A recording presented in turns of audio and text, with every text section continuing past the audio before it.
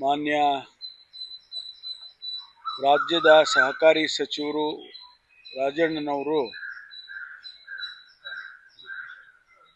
ಏನು ಸದನದಲ್ಲಿ honey trap ಆಗಿದೆ ಅಂತಕ್ಕಂಥ ವಿಷಯ ಚರ್ಚೆಗೆ ಬಂದಾಗ ಅವರು ನನ್ನ ಮೇಲೂ ಕೂಡ ಪ್ರಯತ್ನ ಆಗಿದೆ. ಅದಕ್ಕಾಗಿ ನಾನು ಸರ್ಕಾರಕ್ಕೆ, ಗೃಹ ಸಚಿವರಿಗೆ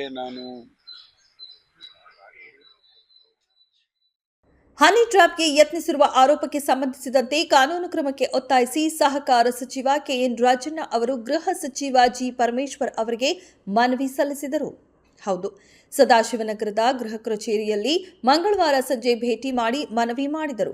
ಈ ಕುರಿತು ಸುದ್ದಿಗಾರರೊಂದಿಗೆ ಮಾತನಾಡಿದ ಗೃಹ ಸಚಿವ ಡಾ ಜಿ ಪರಮೇಶ್ವರ್ ಅವರು, ಹನಿ ಟ್ರ್ಯಾಪ್ಗೆ ಯತ್ನ ಆಗಿದೆ ಎಂಬ ವಿಷಯ ಸದನದಲ್ಲಿ ಚರ್ಚೆಗೆ ಬಂದಾಗ ನನ್ನ ಮೇಲೆ ಪ್ರಯತ್ನ ಆಗಿದೆ ಎಂದು ಸಚಿವ ಕೆಎನ್ ರಾಜಣ್ಣ ಅವರು ಹೇಳಿದ್ದರು. ಗೃಹ ಸಚಿವರಿಗೆ ಮನವಿ ಕೊಡುತ್ತೇನೆ, ಕ್ರಮ ತೆಗೆದುಕೊಳ್ಳಬೇಕು ಎಂದಿದ್ರು. ಈ ದಿನ ಮನವಿ ನೀಡಿದ್ದಾರೆ. ಮನವಿ ಸ್ವೀಕರಿಸಿದ್ದು ಮುಂದೆ ಏನ್ ಕ್ರಮ ತೆಗೆದುಕೊಳ್ಳಬೇಕು ಎಂಬುದರ ಬಗ್ಗೆ ಸಿಎಂ ಅವರೊಂದಿಗೆ ಚರ್ಚಿಸುತ್ತೇನೆ.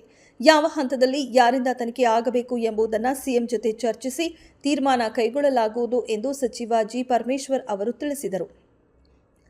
ಸದನದಲ್ಲಿ ಚರ್ಚೆಯಾಗಿರುವ ಹಿನ್ನೆಲೆಯಲ್ಲಿ ಮನವಿ ನೀಡಿದ್ದಾರೆ. ಇದರ ಆಧಾರದ ಮೇಲೆ ಮುಂದೆ ಏನ್ ಮಾಡಬೇಕು ಎಂಬುದನ್ನು ಕಾನೂನು ತಜ್ಞರ ಜೊತೆ ಚರ್ಚಿಸುತ್ತೇನೆ. ಸಚಿವ ರಾಜಣ್ಣ ಅವರು ನೀಡಿರುವ ಮನವಿಯಲ್ಲಿರುವ ಅಂಶಗಳನ್ನು ಬಹಿರಂಗಪಡಿಸುವುದಿಲ್ಲ ಎಂದರು.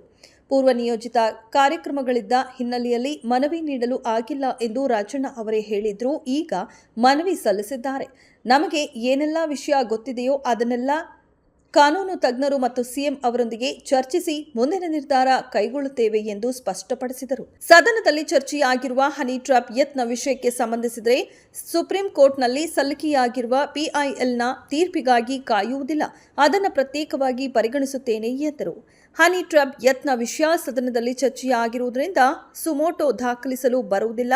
ಸ್ಪೀಕರ್ ಅವರು ಸುಮೋಟೋ ದಾಖಲಿಸುವಂತೆ ಸೂಚಿಸಬಹುದಿತ್ತು. ಆದರೂ ಅವರು ಹೇಳಿದ್ದರೆ ಬೇರೆ ವಿಷಯವಾಗಿತ್ತು. ಆ ರೀತಿ ಆಗಿಲ್ಲ. ವಿಷಯ ಸದನದಲ್ಲಿ ಪ್ರಸ್ತಾಪವಾಗುವ ಮೊದಲು ಸಚಿವ ರಾಜಣ್ಣ ಅವರಾಗಲಿ ಮತ್ತು ಅವರ ಪುತ್ರ ಆರ್ ರಾಜೇಂದ್ರ ಅವರಾಗಲಿ ನನ್ನ ಬಳಿ ಚರ್ಚಿಸಿಲ್ಲ ಎಂದು ಸ್ಪಷ್ಟನೆ ನೀಡಿದರು. ಇದು ನಾನು ವಿಧಾನಸಭೆಯಲ್ಲಿ ಚರ್ಚೆ ಹಿನ್ನೆಲೆಯಲ್ಲಿ ಏನನ್ನ ಅಲ್ಲಿ ನಡೆದಿದೆ ಅದು ಪೂರಕವಾಗಿ ಕೊಟ್ಟಿದ್ದೀನಿ ಅಷ್ಟೇ. ಯಾವ್ದಾದ್ರು ಒಂದು ಕ್ರೈಮ್ ನಡೆದಾಗ ನಾವು ಪೊಲೀಸ್ ಸ್ಟೇಷನ್ಗೆ ಹೋಗೋದು ಅದು ಸಾಮಾನ್ಯವಾಗಿ ಅದು ಕೊಡ್ತೀವಿ ಕಂಪ್ಲೇಂಟ್. ಬಟ್ ನೀವು ಗೃಹ ಸಚಿವರಿಗೆ ಒಂದು ಮನವಿ ಕೊಡೋದಕ್ಕೆ ರೀಸನ್ ಏನು ಸರ್?